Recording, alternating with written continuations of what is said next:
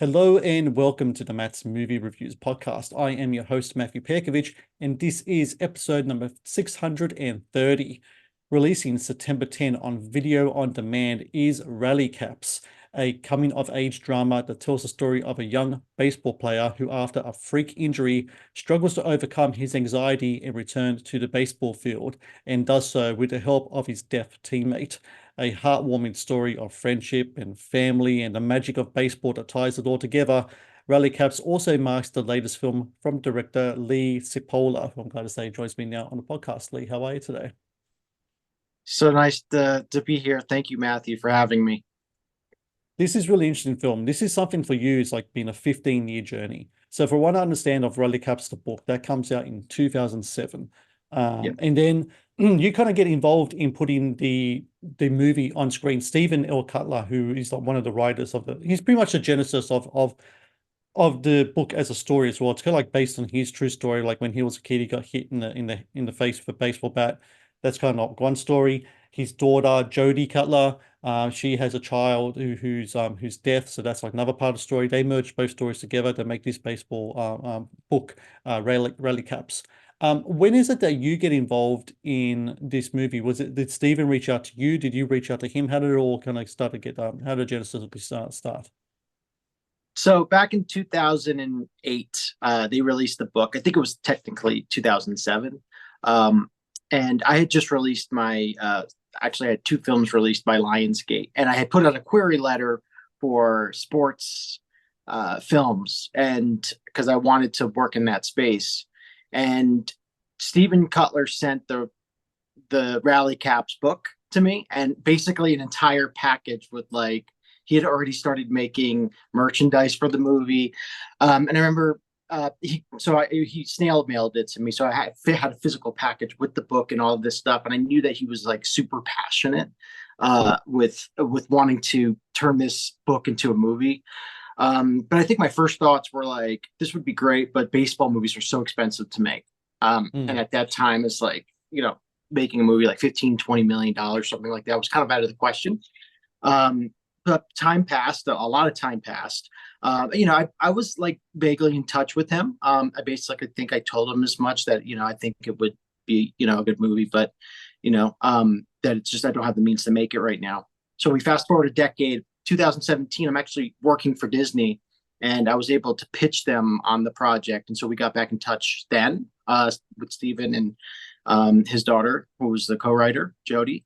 And so we put together a little treatment and we tried to get to Disney, and it was a no-go. I think that it was just obviously that was sort of a pipe dream.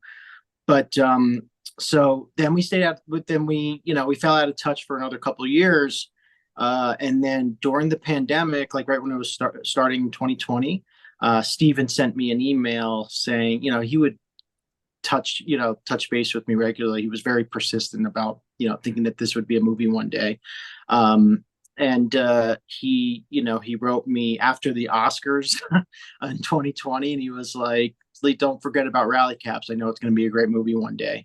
And so I long story short, I got in touch with him. I said, what if we did this independently, like not wait for a studio? And also it was at the beginning of COVID, but things were closing down. All these projects were closing. So everything I was working on was basically at a halt. And so I was just sitting at home, and I said, well, why not just adapt the book? Because this is something I would like to see, or I just like to work on. So maybe it's just a personal thing that I can, do. And then I'll put it, it'll just stay on my desktop, and it'll just be a nice little writing sample. I think that's how I was kind of looking at it. But we got the first draft done, and I sent it out, and it got developed. And then all of a sudden, like my manager was looking at it. He finally read it, and he said, Lee, this is the project that you should try to make. Mm. And then it just built from there.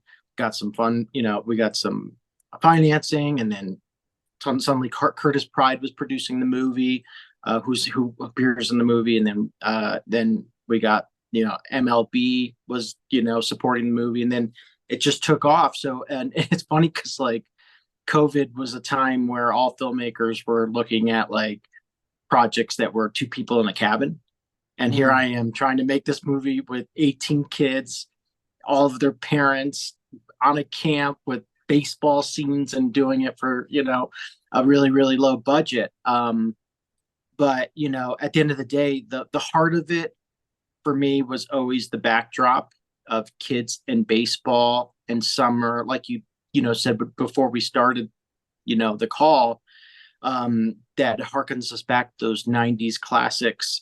That's something that I wanted to see. And I think that the book gave a fresh take on that, because it's actually not like a high concept story. It's about people. It's about kids dealing with adversity, dealing with anxiety, also all types of obstacles, but it was a personal story. It's kind of an indie film, that's set with that backdrop. And I thought that was a fresh take. It's interesting to me how, well, number one, how COVID kind of like gave a lot of filmmakers time to kind of like dust off kind of like projects that kind of might be like placed on the side, and busy schedules would have just pushed it further away, and all of a sudden the schedule's clear and they can get back into those projects and kind of have a fresh eyes and do it. That's number one. That's really interesting to me. The second thing that's really interesting is how the baseball movie has become something that's been more prominent in the indie scene now than it has before. I remember earlier this year, I spoke to the director of The Hill, which was a baseball movie that had Dennis Quaid in it as well, and that harkens back to The Rookie. And it's interesting when I was talking to that director, how we'll talk about how, once upon a time, the baseball movie was a stalwart of American cinema, when it especially comes to sports movies. Because there's something about baseball, I don't know what it is, Lee, maybe you can explain it to me. There's a magic to it that's cinematic. Baseball is very cinematic, which is funny because as a game itself, from what I understand, because I haven't seen the whole game, it is an endurance test. They call it the seventh innings. From what I understand of like the seventh inning, they call it that because people can like take a little bit of a break, isn't it? And like they can have a stand up and have a stretch and stuff like that. It's a long game. But in the movies, it's really dramatic. And I think a lot of it comes down to the stakes of the game. Sometimes it only takes one hit, one catch, one good, one opportunity, and it could change the whole game around. But there's also almost kind of like a spiritual aspect to it as well, which I think maybe Field of Dreams and The Natural kind of brought to the fore. What do you think it is about the baseball as a sport that kind of like projects all these different ideals into a cinematic medium, into this storytelling medium? I'm really interested in your thoughts on that. Yeah, it's such a deep question, and it's such a great one because, I'll start with just the sport itself. I think there's such a visual poetry to it, and I think it's because I thought because there's no time clock, right? And now there technically is because the pitcher has a time clock, but I still think I still look at it as a timeless sport. So there's a lot of like the players individually in their positions. There's like silence. I know that there's a crowd, but unlike maybe a football or basketball game, there's not constant noise. So that's part of it. So I think cinematically, though, there's a lot of moments for pauses and reflection. It's getting inside. It's a very mental game.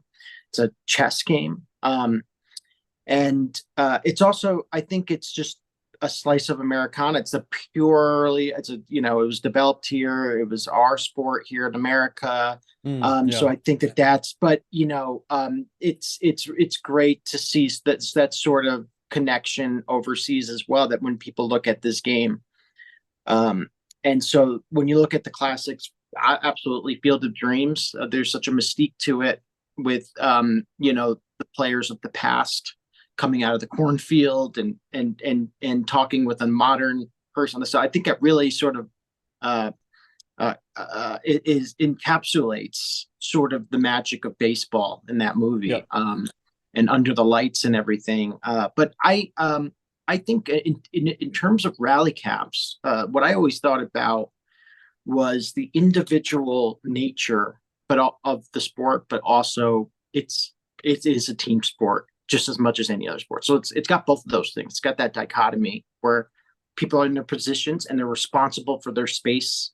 And it's entirely mental. Like, I think that, as much as I respect all these other sports, football absolutely takes a lot of brain power, but there's also just so much inertia and movement, right? That you're lost in a pile of bodies, but in baseball, you're kind of out there by yourself.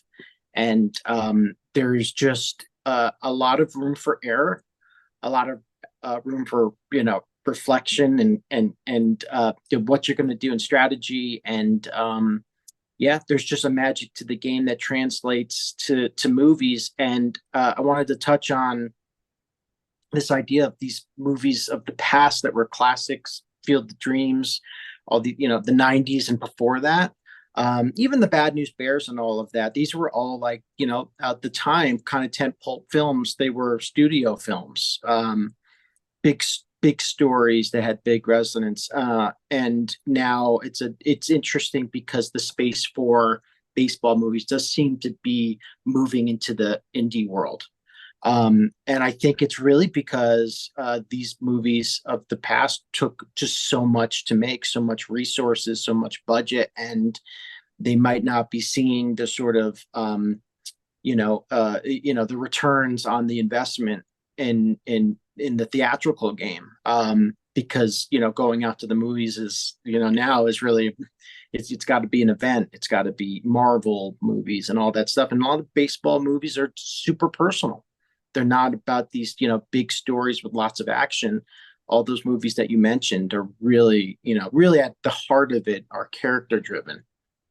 So I think that's the reason for it. But there is definitely a demographic, a big demographic, and I'm in that demographic that is like, we need this. We need this, as part of our culture. And I think that it will stay alive and well, but just like the game itself, it just keeps evolving and changes, and it goes through, dips and struggles, but it'll stay strong, because it's needed in the zeitgeist. The Matt's Movie Reviews YouTube channel is brought to you by TeePublic. TeePublic is the world's largest marketplace for independent creators to sell their work on the highest quality merchandise. With over 1.2 million designs, TeePublic is sure to have something you'll love. And the other thing that's really great about Relic Apes is it's a movie that deals with kids and how sometimes they have to go through their own struggles. They can go through things and then have to deal with anxiety and have to deal with fear and everything, and a lot of other things as well, and kind of have to learn the resilience to kind of like push forward. And sports is a great way to kind of do it, because you said before, like, even though baseball is a team sport, there's an individual aspect to it. And the character of Geordie in the film is played really well by Carson Minniear. He's a pitcher, so he's up there on the mound on his own. And he at the start of the film, he's an optimistic kid, has his freak injury, totally crushes his confidence. Really just has a real devastating kind of traumatic kind of effect on him. And him doing baseball and kind of like him going back to the mound and kind of like the relationships that he has with his brother and his and his mum, and his, again, Colten, Lucas, who's played by Colten Pride, who's a catcher in the film, who's hearing impaired. It all kind of like all comes together to kind of like show that a lot of times, even when people think they're alone, especially when kids think they're alone, they've actually got a support system around them. And baseball is the ultimate, I think, metaphor for that support system. You got your pitcher on his own, but he's got the catcher. The catcher's got the first base. It all kind of connects together, and that kind of the whole thing about the diamond, right? And I really love that about the film, because my older son, he suffers from a great deal of anxiety, and sometimes that comes through when he does sports. He does basketball, he does some other stuff as well. But when he kind of is able to overcome those things through, giving someone a high five on the basketball court, or doing getting a shot in, or what have you, great defense, or what have you, the confidence boost that can give to a child is something else altogether. And interestingly, in the movie, the character that Judd Hirsch plays, the grandfather, he's kind of like the old school, like, I'll give the kid 10 minutes, it'll be okay. He's only got the yips, whatever. But I think we hit a point now in storytelling in movies like Rally Caps, Wonder, that came a couple of years ago, where we can delve into issues with kids, and whether it be insecurities, anxieties, maybe physical impairments, what have you. We've reached a point now where we have mature stories to kind of tackle these kind of like these issues, especially regarding the kids. So I think it's something that's really remarkable. I think seeing the evolution of that, especially as myself as a parent of a child who goes through similar things like that.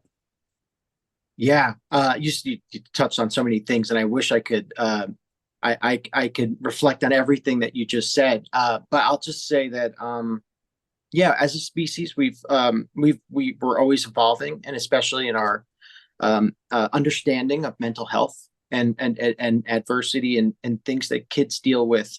Um, what was so fascinating about Jordy's story is that anxiety is not something that is visual, number one. So, really understanding it from outside is hard. And as a parent, it must be hard for you sometimes to even understand your own son, when it's happening, what's happening, why it's happening. And as a young person, they can't express it like an adult will. I mean, adults have problems expressing their anxiety. It's this invisible battle, right? And so, and it's to me, it's interesting that there hasn't been more treatment of it in cinema, because it's something that you can express visually through what the person is experiencing in their mind. So there's some challenges to that, but with Jordy, like you said, it's all about reflecting back on what happened to him, and being a pitcher, and looking straight down at home plate where the accident happened, and it constantly coming back to him. It's his heart of darkness, and he, the last thing he wants to do. Well, that is the irony of it, is that he still loves baseball. He loves the game. It's been ingrained into his soul from his mother, his father, his grandfather. And so he loves it. He's superstitious. He knows baseball players and stats and all that stuff. But after the accident, it's the last thing he ever wants to do. And so there was just something great visually with him having to step up on the mound and face it throughout the course of the story. And I don't want to give away any spoilers, but one of the things I definitely wanted to do was, of course, incorporate all of those themes from baseball and how that actually helps him. Like, it's a movie's called Rally Caps, but it's really about, rally caps is you pulled the cap inside out and it's good luck, but it's really the team rallying around Jordy, like his camp friends, all of them. And that, like, just a little bit of that love and, like, some camaraderie from other kids is really what he needed. There's been some comments about why we didn't have some sort of like a clinical treatment of Jordy. Why didn't he see someone, or maybe a counselor that was in the the mental health field, to have some questions with him to make it, like, I guess, more authentic, or treat it more heads on. And certainly would not want to give the message that these kind of things are all cured because you go and play baseball. But in a way, yes. So in a way that, they need this as an aspect to their healing, that sports in young kids' lives, not necessarily just baseball, but all sports, because they're a microcosm of, like, working with, people, working with teams, and sharing, how to support each other. And most, importantly, is this relationship that he has with Lucas, who the way that they connect is this backstory for both of them having surgery, Lucas with his cochlear implant. And now, it's not something that is a hindrance to Lucas anymore. He doesn't have, like, PTSD per se. I mean, he expresses that there's definitely some trauma from it. But, he's a really confident, cocky kind of kid who's great at sports, and he's a great mentor for Jordy. And how awesome is it to have this relationship between pitcher and catcher as the heart of all of this? And I just also wanted to touch on, just Pop's involved. I want, one of the most important things was to make this multi-generational, because it's the whole thing, like, this whole family between Pop, the mom, even Rob, he's another generation, and then the fourth generation is Jordy, how all of them channel their life through baseball.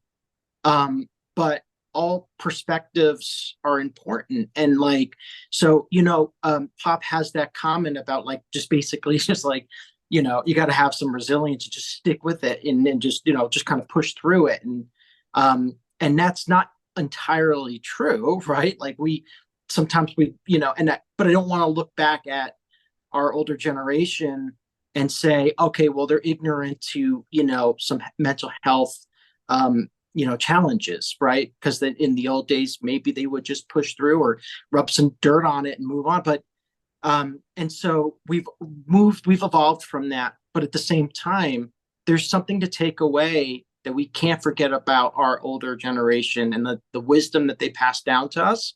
And what I always loved about the book too was how much Jordy appreciated his grandfather, because I think that I felt the same way about my grandfather. Like obviously I knew that there was aspects of what he believed in that was not applicable to today, but he's someone I loved and adored and was such a big part of my growing up and my understanding life and how to treat people. And that's it's just something that we don't want lost in the generations. And so and what other beautiful way to have this dynamic between the family that they all, through the lens of baseball and their love for baseball, that's really what ties them all together, and also helps them get through their problems. So yeah, it's really, the intent here is the metaphorical use of baseball to move past their grief and ultimately get to their healing. So yeah, so thank you for touching on that. The Matt's Movie Reviews podcast is brought to you by Amazon Prime Video. One of the best on-demand streaming services available, Amazon Prime Video features exclusive Amazon originals as well as popular movies and TV shows. Watch Amazon Prime Video anytime, anywhere. I want to talk in this last question I got here about the influence of Field of Dreams upon this movie. Visually, it's very much there. There's scenes where Geordie kind of like has these dreams. He's in the cornfield playing catch with his dad, which I think you talk to any full-blooded man, who's seen full red-blooded man who's seen Field of Dreams, and they're going to tell me right now they're not going to have a little tear at the end of that movie with the scene between Kevin Costner and Ray Liotta. It's just not going to happen, right? But Yeah. you always shot some scenes from there. You had the premiere at the Field of Dreams movie site in was it Iowa, I believe it's in. Mm-hmm. Is Field of Dreams referenced in the book in any capacity, or is this something that you wanted to bring into it, considering like this is a different medium? The visuals a lot of times tell the story, and that place, that field, that house, that cornfield says so much without saying anything. It's just there's a impact to it that has so many emotions attached to it. So how did that kind of come about, that kind of gets that the whole Field of Dreams aspect kind of like merges into the story of Rally Caps? It was totally me as a director paying homage to all of my influences, and unabashedly, when you think about Tarantino when he made Pulp Fiction, if you look online, there's like people have broke down that film that there's like basically every aspect of it is a tribute to something, in the grindhouse genre that he pulled from, like masterfully, right. Obviously, right? And so, I wanted to pay tribute to all of these movies, Sandlot, of course, Angels in the Outfield, and definitely Field of Dreams. And so that was kind of a request of mine to the writers, if that was okay. And they were all for it. But I think my first inclusion of it was kind of just on the nose, like didn't really, to be honest with you, it was kind of inserted into the movie. But I had this relationship. I'd been at the Field of Dreams with my father a couple of years ago, before we started making Rally Caps. And I said, I think the character could have a dream, and it could, it's a nice way to pay tribute. Doesn't have to take too long. It was kind of my thing that I wanted to do for a film that I loved.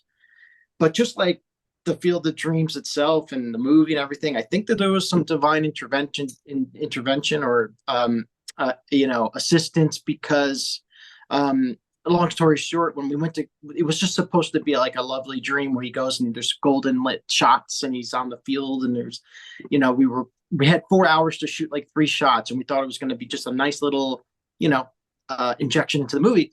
But when we got there, it was raining all day. It was the only day that had rained the entire summer in Iowa. So we picked like, it was July 14th. It was the only day that rained. It rained all day. And then we got into the field and it had stopped raining for a few minutes. And my cameraman basically said, let's, I know we have this elaborate plan to shoot all these great shots, but I would say let's just find a way to shoot all of them in 5 minutes as a cover, just in case, because I have a bad feeling. And he went and so we rushed around and shot it, and of course it started raining.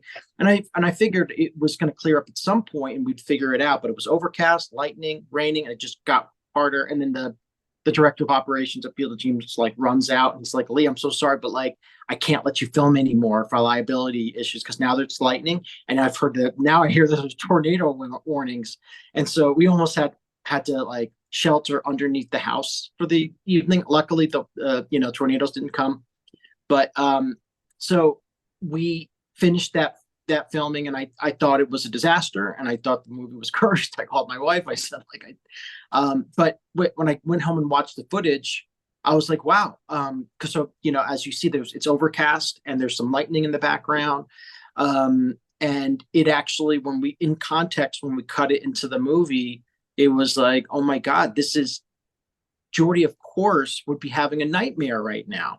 So this is actually really important for the plot. And that was one of the things that like I was always worried about, was that like this might just be an interjection and I might have to cut this scene out of the movie because it's obviously just a tribute. But then it turned out to be something more profound, that like it was a visual representation of how he had these dreams of baseball in the most beautiful place, one of the most beautiful places in the world. Literally, is it heaven? Is it Iowa? Like that, and it freaking storms. So there's all this symbology that kind of happened in doing it, and I can't take any credit for it. I was just some guy that wanted to feel to pay tribute to this movie that I loved, and then it wound up playing a pretty strong role. And so, and no one's ever complained about it. Like they watch it and they just feel like it's a natural part of the story. Well, I love it because, as I said before, Field of Dreams is just, to me, I think it still stands as I mean, some people don't even consider it a baseball movie, which I find funny, but I consider it definitely a baseball field and a baseball movie, and I consider it to be the best of it. But I'll tell you what, Rally Caps. Go ahead. Sorry to cut you off but it's funny because it's not, I think people don't consider it like a pure baseball movie because there's not like a baseball team or pure action in it. It's all like about, the field and Ray and like, the players that come out, like they play, but it's not some sort of competition. It's ghost players. So it really, but look, I feel the best sports movies tend to not be about the sport, because if you're showing a lot, if it's mostly about teams playing and competition and stuff, then it's more documentary than it is like a narrative, right? I mean that's the reason. I mean, Rocky goes for 2 hours. There's only 10 minutes of a fight at the end, right? So it's not about, at the end, it's not about it's not about the action. It's about the journey, and I think that's something that Field of Dreams has. And it's definitely something that Rally Caps has. And I really, really, really recommend everyone. September 10, when it hits video on demand, watch Rally Caps. Sit down with your family, baseball fan or not. It's a movie you could get a lot out of. And then afterwards, go outside, grab a bat, grab a ball, grab a glove, play a little, and then watch it again. Because really is a great movie. And I think you really done great work here, Lee. So September 10, video on demand, Rally Caps. I really recommend people watching this film because I think we need to bring we need a hat that says make baseball movies great again, because I think this is Rally Caps is one of those films that does that, and we need to bring it back. We really do, because I think we're missing this in the current cinematic landscape. We are missing films like this. And Lee, I thank you so very much for your time today. Congrats with the film. And whenever in the future you got another one coming out, please let me know. I'd love to talk again. It's been a pleasure. You bet. I think you articulated it perfectly. Thank you. It's been a pleasure, and I appreciate your time today. Thank you for watching the Matt's Movie Reviews channel. Please subscribe for more reviews, podcast interviews, and exclusive content.